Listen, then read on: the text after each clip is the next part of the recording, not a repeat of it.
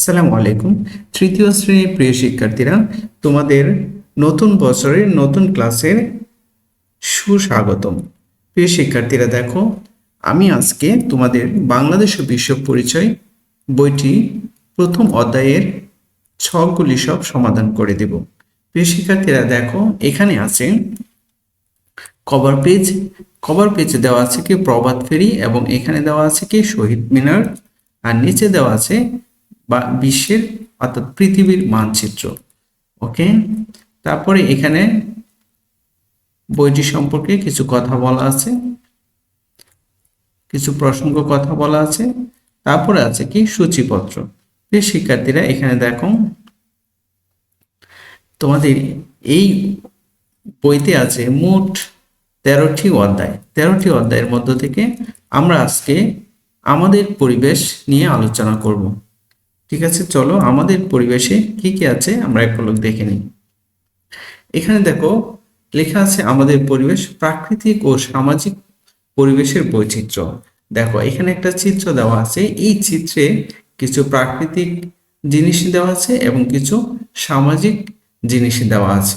ওকে, প্রাকৃতিক জিনিস হচ্ছে যেগুলো আমরা মানুষেরা সৃষ্টি করতে পারে না, ঠিক আছে, যেটা আল্লাহ বা প্রকৃতি প্রদত্ত তৈরি হয়েছে, সেটাই হচ্ছে প্রাকৃতিক পরিবেশ। আর সামাজিক পরিবেশ হচ্ছে যেগুলো মানুষে তৈরি করে। দেখো এখানে ছবিতে কি কি আছে, দেখো এখানে গরু আছে, কুকুর আছে, তারপর উপরে পাখি আছে, এখানে নিচে মানুষ আছে, ঠিক আছে, আরো আছে কি বিদ্যালয় আছে, তারপর কিছু ঘর বাড়ি আছে, নৌকা আছে, তারপর দেখো একটা কি আছে অটো আছে। তো অনেকগুলো জিনিসই আমরা দেখতে পাচ্ছি। উপরে কি আছে, একটা সূর্য আছে। ওকে, তো আমরা কি কি তৈরি করতে পারি, দেখো আমরা ঘর তৈরি করতে পারি, বিদ্যালয় তৈরি করতে পারি, গাড়ি তৈরি করতে পারি, কিন্তু আমরা কি তৈরি করতে পারি না, একটা সূর্য তৈরি করতে পারি না, মানুষ তৈরি করতে পারি না, গরু ছাগল এগুলো তৈরি করতে পারি না। তো যেগুলো তৈরি করতে পারি না এগুলো হচ্ছে প্রাকৃতিক পরিবেশ। তো এখানে দেখো প্রথমে বলা আছে যে ছবিটি পর্যবেক্ষণ করে প্রাকৃতিক ও সামাজিক উপাদান চিহ্নিত করি এবং নিচের চকের তালিকা তৈরি করি। দেখো প্রাকৃতিক পরিবেশের উপাদান, আর এই পাশে দেওয়া আছে সামাজিক পরিবেশের উপাদান। তাহলে সূর্য হচ্ছে প্রাকৃতিক পরিবেশের উপাদান, আর সামাজিক পরিবেশের উপাদান হচ্ছে ঘরবাড়ি। তো বাকি যেই চক খালি জায়গাটা আছে সেটা চলো আমরা পূরণ করে নিই। প্রিয় শিক্ষার্থীরা, দেখো আমরা দেখেছি যে প্রাকৃতিক পরিবেশের উপাদানের মধ্যে আছে সূর্য, পাহাড়, নদী, পাখি, গাছপালা। অপরদিকে সামাজিক পরিবেশের উপাদান হচ্ছে ঘরবাড়ি, যানবাহন, শিক্ষা, খেলার মাঠ, স্কুল, মসজিদ, মন্দির, হাট বাজার, পরিবার। এগুলো হচ্ছে কি সামাজিক পরিবেশের উপাদান। এটা হচ্ছে পৃষ্ঠা নম্বর 2-এ এখানে বলা আছে প্রাকৃতিক পরিবেশের উপাদানগুলোর মধ্যে বৈচিত্র্য রয়েছে। কোথাও রয়েছে উঁচু নিচু পাহাড় পর্বত, কোথাও সাগর মহাসাগর, কোথাও আবার নদ নদী, খালবিল, হাওর বাওর, নিচু এলাকা ইত্যাদি। পোকামাকড় থেকে শুরু করে হাতির মতো বিশাল প্রাণী এবং বিভিন্ন ধরনের উদ্ভিদ নিয়ে জীবজগৎ। কোনো অঞ্চলের বৃষ্টিপ্রবণ, আবার কোনো অঞ্চল শুষ্ক মরুভূমি। কোনো অঞ্চলের আবহাওয়া গরম, আবার কোথাও শীতল। বাংলাদেশে গ্রীষ্মকালে গরম ও শীতকালে ঠান্ডা অনুভূত হয়। এদেশের বর্ষাকালে প্রচুর বৃষ্টিপাত হয়। অতিবৃষ্টির কারণে কখনো কখনো বন্যা হয়, আবার অনাবৃষ্টির কারণে খরাও হয়। এভাবেই গড়ে উঠেছে বৈচিত্র্যপূর্ণ প্রাকৃতিক পরিবেশ। সামাজিক পরিবেশের বিভিন্ন উপাদানের মধ্যে রয়েছে বৈচিত্র্য। কি কি বৈচিত্র্য রয়েছে দেখি। বিভিন্ন ধর্মের মানুষের বিভিন্ন রকম উৎসব, যেমন ঈদ, পূজা, বুদ্ধ পূর্ণিমা, বড়দিন ইত্যাদি। দেখো মানুষের প্রয়োজনে গড়ে উঠেছে স্কুল, মাদ্রাসা, কলেজের মতো বিভিন্ন ধরনের শিক্ষা প্রতিষ্ঠান। আমাদের সমাজে রয়েছে কৃষক, মৎস্যজীবী, ব্যবসায়ী, রিক্সা চালক, শিক্ষক, ডাক্তার ও শ্রমিক সহ বিভিন্ন পেশার মানুষ। যাতায়াতের জন্য আমরা ব্যবহার করি বিভিন্ন ধরনের যানবাহন, যেমন রিক্সা, গাড়ি, ট্রেন, লঞ্চ, বিমান ইত্যাদি। এক এক অঞ্চলের মানুষের ঘরবাড়ি, ভাষা, খাদ্যাভ্যাস এক এক রকম। গ্রাম ও শহরের ঘরবাড়ি, রাস্তাঘাট, বাজার, জীবনযাত্রা ইত্যাদির মধ্যে রয়েছে ভিন্নতা। এদেশের বেশিরভাগ অফিস আদালত ও কলকারখানা শহরে অবস্থিত, আবার কৃষি খামারগুলো গ্রামে অবস্থিত। এভাবে দেশের বিভিন্ন অঞ্চলে প্রাকৃতিক ও সামাজিক পরিবেশের ভিন্নতা রয়েছে। এখন খতে বলেছে দেখো, বিষয়বস্তু পড়ি এবং প্রাকৃতিক ও সামাজিক পরিবেশের বৈচিত্র্য নিচের ছকগুলোতে লিখি।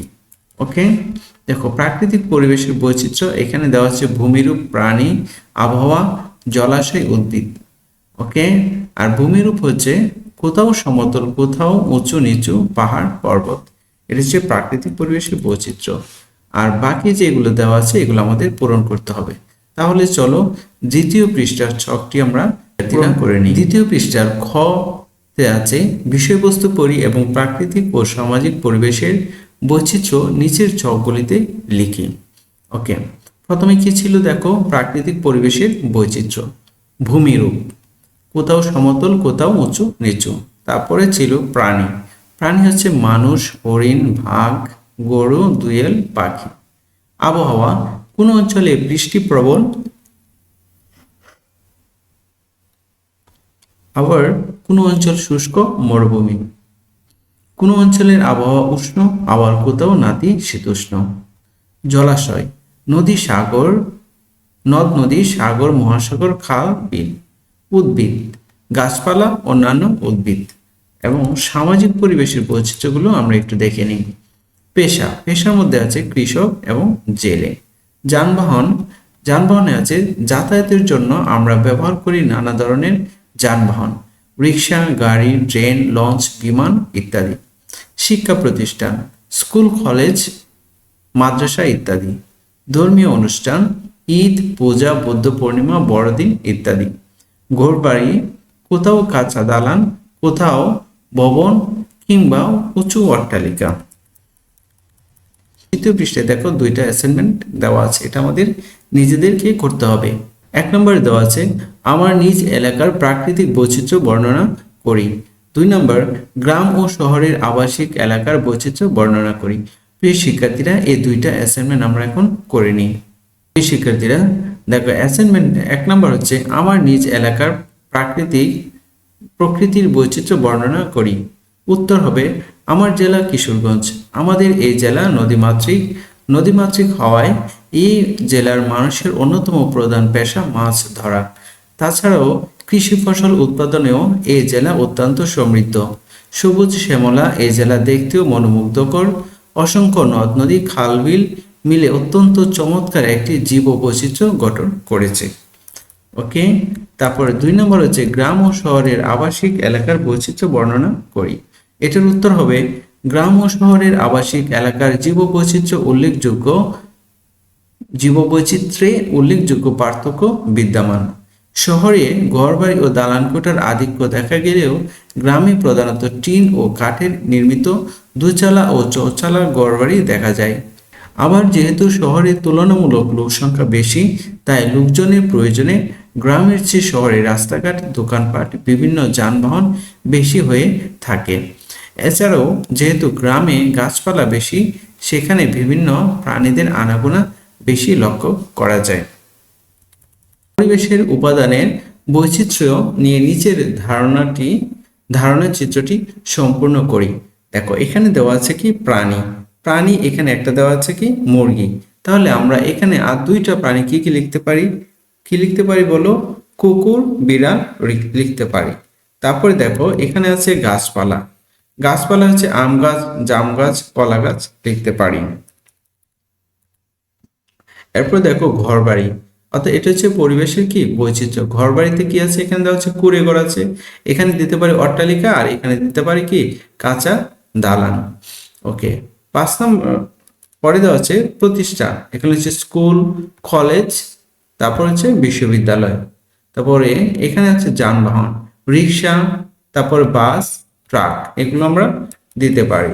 জলাশয়ের মধ্যে আমরা এখানে কি দিতে পারি? জলাশয়ে দেওয়া আছে নদী, সাগর, তারপর হচ্ছে খাল।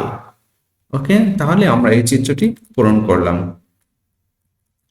তারপরে পৃষ্ঠায় দেখো এখানে বলা আছে প্রাকৃতিক ও সামাজিক পরিবেশের বৈচিত্র্যের গুরুত্ব।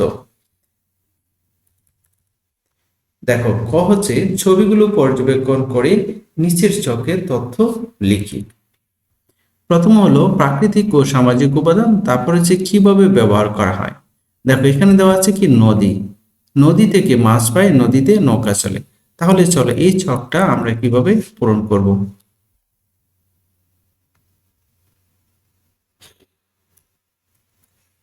প্রিয় শিক্ষার্থীরা দেখো, প্রাকৃতিক ও সামাজিক উপাদান কিভাবে ব্যবহার করব। ওকে, নদী, নদী থেকে মাছ পায়, নদীতে নৌকা চলে, এলাম, এটা আমরা অলরেডি পড়েছি। তারপর হচ্ছে সমতল ভূমি, সমতল ভূমিতে বাস করা যায়। রিক্সা, এক স্থান থেকে অন্য স্থানে যাতায়াতের সুবিধা পাওয়া যায়। নৌকা, ভ্রমণে নৌকা ব্যবহার করা হয়। গরু, গরু দিয়ে হাল চাষ করা যায়। মুরগি, খাদ্য কৃষিতে ব্যবহার করা হয়।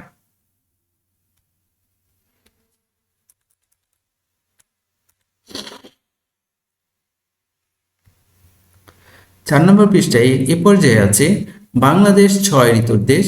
বিভিন্ন ঋতুতে বিভিন্ন ধরনের ফসল, ফলমূল ও শাকসবজি পাওয়া যায়। যেমন গ্রীষ্মকালে আম, কাঁঠাল, বর্ষাকালে জামরুল, আমড়া ও শীতকালে কমলা, বড়ই ইত্যাদি পাওয়া যায়। কলা ও পেঁপে সারা বছর পাওয়া যায়।